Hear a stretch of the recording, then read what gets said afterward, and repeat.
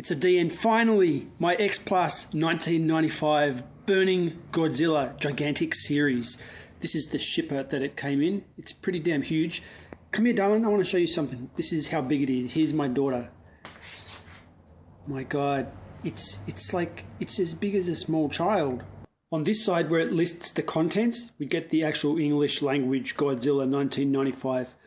The lady at the post office was kind of heaving this out to me, and I caught a weird look on her eye when she saw that. Don't judge me. Inside that box, we get this box.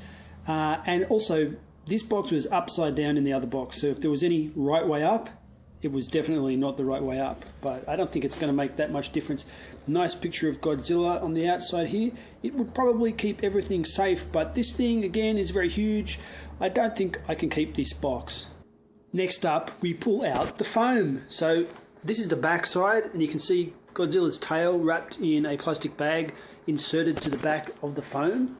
Oh, it really does stink. So people making fun of it stinking, it does, it stinks. This tail piece has got some hard foam on the inside. Let me hold this. It's like the kind of stuff that you would spray into wall cavities or something. Like a building foam. That's probably just to give it a bit of durability and weight. It's pretty huge ass tail. Look at that. Now here's a problem that I didn't anticipate. The inside of this guy has been coated with a thick black layer. So I don't know if that's vinyl, a separate layer of vinyl, or just paint. But either way, what that means is that my plans for this figure have kind of gone out the window.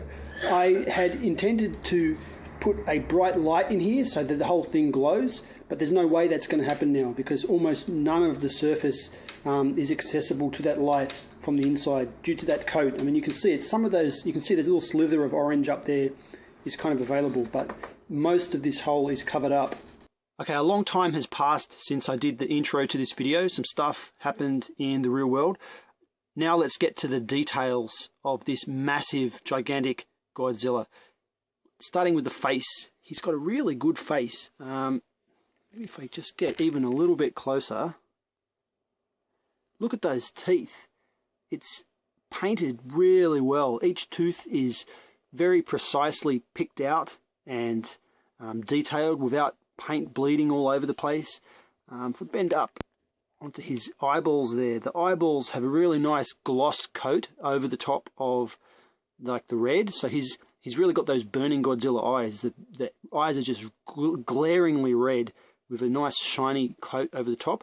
The rest of the surface is that very, very matte surface that X Plus do when they have their grey vinyl, and it does look fantastic. Here you can see I've got a whole bunch of lights shining right on it, like here's one up here, just to pick out these details. So it's very deeply detailed. The texture is just amazing.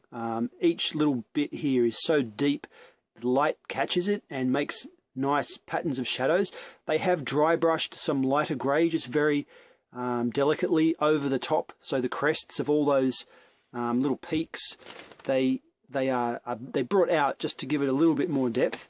I can't see any seam line. So on another Godzilla, which I'll show you in a minute, there's kind of a seam on the jaw where you can tell that they've just glued the jaw up into the head. With this guy, I don't see any join like that. And in fact, I haven't been able to see joins anywhere really on the whole figure. Now I've got some light which is hopefully picking out some of these translucent details on the fins. The fins are a bit spongy. I'm squeezing that. I don't know if you can hear it. As I do that, air is getting sucked in and out, so definitely hollow sections back here. What that means is that if you really wanted to, you could get your hand up inside this guy and drill some kind of hole, so you could get some lights extending out into these fins to, like, I even imagine that you could probably put an LED into each little branch here. I don't know if you can see it, but in person I can see the air cavity extends all the way up to the extremities of each branch. So it's definitely doable to pop many LEDs in here and have some kind of digital controller do a pattern of flashing, but it just seems like it's probably a little bit too hard to make it worthwhile.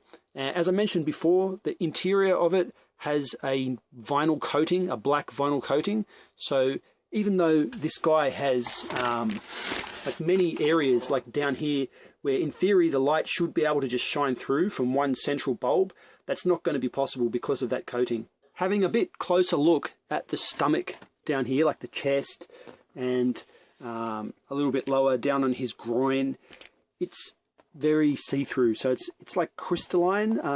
It seems like maybe it's yellow see-through plastic with some kind of orange paint to deepen the color the closer you get to the gray. Now, I'm just guessing that the whole figure is done in this. I think it is. As I said, there's no seam line on the head, so as far as I can tell, the whole figure is made in this translucent plastic, and anything that's not translucent, like the grey areas, is just achieved with paint. Here's Godzilla's fat thighs and his really nice toenail section down here. It's a little bit hard for me to show the whole guy. In a minute, I will try to show him all in one shot, but I just wanted to emphasize how fat this guy really is. Like, his legs are just obscenely obese. He's got rolls and rolls of fat, and that is quite honestly how I want my Godzilla to look. So when I saw the design for this guy, I was kind of over the moon that that's how the sculptor had chosen to go. Hopefully this shot is demonstrating via the light the way that the translucent sections are kind of spread throughout the body. So, I mean, so far away I can't reach it. You've got the main sections here, but it also, they've picked little details all over the place. I particularly like how some of the rolls of fat alternate there between melted and not melted sections, and you can see his eyes just pop so much. Even in the dark like that, his eyes are still kind of glaring out with their nice gloss coat on the orange background. I mean, I'm looking at it like this, it really does disappoint me that it didn't have a light up feature. This was so expensive. I would have gone an extra $100 for lights. I mean, it was already so expensive that just paying a little bit more to get like the ultimate figure, it wouldn't have been out of the question. It is physically difficult for me to show you this guy because of his sheer scale. I don't keep this with the rest of my toys. I've actually cleared out my living room of everything toy related and just put this guy in there. He's like the centerpiece now of my living space. And that's just because he's huge. Anywhere you put him, he dominates. He just dominates whatever is around him. He's so impressive. Having said that, I'm going to attempt to show some scale. This is Godzilla, I think 1992, next to gigantic series Burning Godzilla. I loved this figure of Godzilla. I don't buy a lot of X Plus, and that's just because I think X Plus have done some really key figures that are so good that once you've got those, you probably don't need to collect them all unless you're like a hardcore Godzilla fan. And I mean, I really like Godzilla, but I always felt that this guy over here, he was just one of those key figures, and I was really happy to get him, and I kind of stopped with that. Now, I have reviewed this 1992 Godzilla before, so you can check that out on my channel, but he is big. He's about 1 foot tall, 30 centimeters tall. Look at him in comparison to gigantic Godzilla here. They both have some characteristics that I'm really attracted to in a Godzilla. And originally I went with the 1992 because I felt like he was one of the fatter Godzillas. You can see he's got some really decent rolls of fat starting to happen on his legs. And I don't know, that's just the look that I like. It says power, the way he lumbers and pushes his way through buildings and bridges and the water. I like him to look really powerful like that. And so, yeah, that attracted me to him. And this gigantic series Godzilla is just that magnified, God knows how many times to be. He's like a huge sumo compared to a kid if you look at these two guys in the same place. Looking up close with him, you can see that there's a bit of a join where the forearm is seemingly glued on, like a seam line. And again, in the jaw, it just seems like they've stuck the jaw up there and glued it in place. Now, what's really impressive is that with the big guy back there, I can't see any seam lines, and I don't think that there are any glue marks like that. It's just one big piece, except for the join where the tail sticks in. In fact, that seam line on the tail is probably the only weak point with the figure. It does have a little bit of a problem. So I know a few people have had it where it was cut a little bit big and they had to heat it up to put it in. My one, if I can reach over, it has the opposite problem. It's cut a little bit too small, and no matter what you do, it never fully locks in, and it basically is a separate piece. It's just so far away, I can't do it. It basically just remains a separate piece, and it's so heavy, the whole thing is so heavy, it's not going to fall over, but yeah, when you pick it up, you have to grab it by the tail and the body, or it will separate and you'll drop something. I'm sure that there's techniques to glue this together that, you know, people who love X Plus know. I don't know them, and to be honest, it's not that big a deal. Here's the view from behind, and again, you can see that looseness of the tail. And I'm sure that some liquid nails or some kind of super glue would keep that in there. There's no obvious join here. Like other Godzillas I've got have got an obvious piece that's kind of stuck down. I can't see any markings where this is a separate unit at the back. They're a little bit flexible, so they're not going to break or anything. But it's just very surprising how contained the whole thing is in those details. There's his backside, and kind of you get a good view of the feet from that angle as well. It's a little bit weird to me how flat the feet are. Now, I know Godzilla must be so heavy that it squashes anything down, but his feet seem a little bit too flat. It's not super noticeable, but it does catch my eye from time to time how thin that heel section is at the back, and he's got like pancake feet. But as I said, it's not that noticeable, and mainly only noticeable from the back view.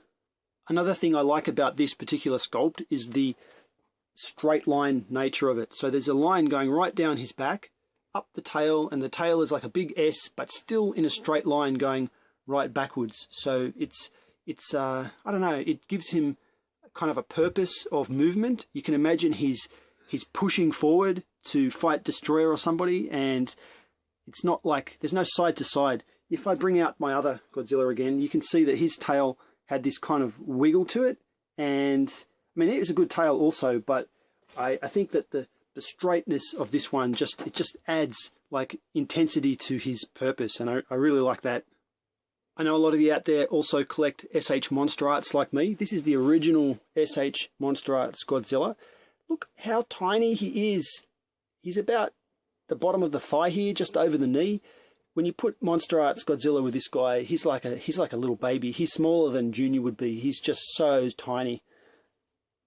Like this new scale, this new idea they've got with gigantic series, I am loving it so much. And I'm probably not going to collect them all, but definitely I'm in the market for the good ones.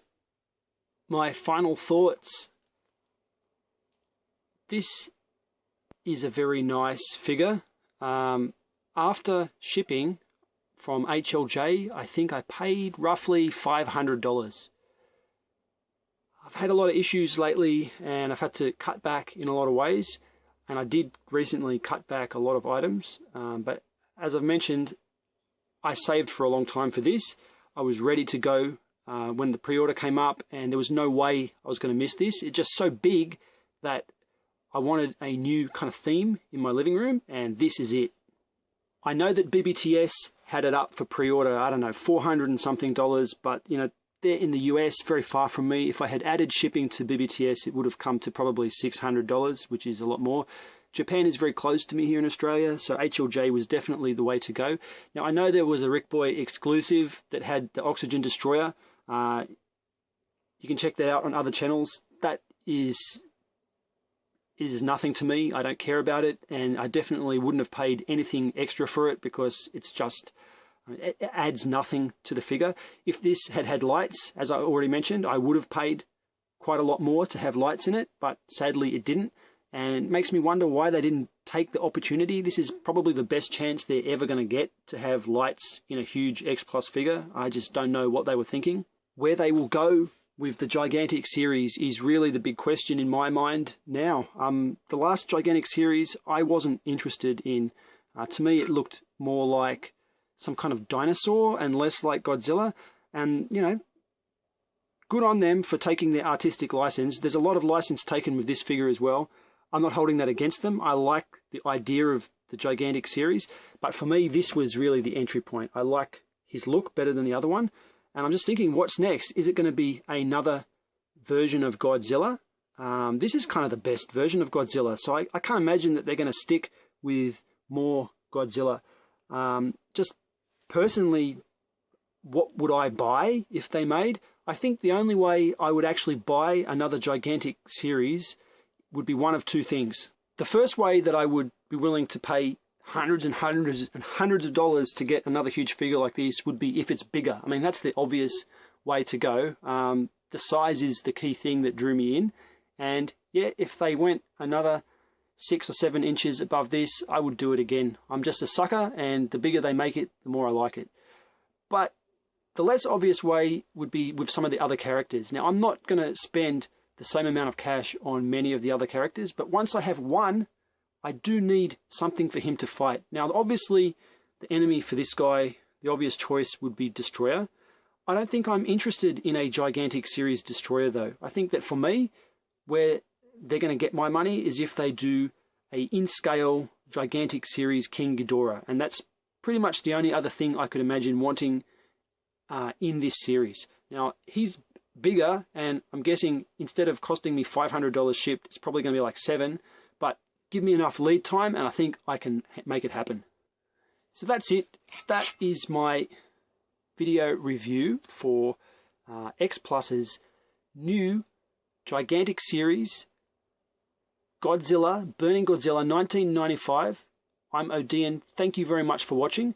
And sorry to say, if you haven't already ordered one of these or bought one of these, I really doubt that you're going to be able to get one, because I can see the price on this guy just going insane now because he is really, really good. See you next time.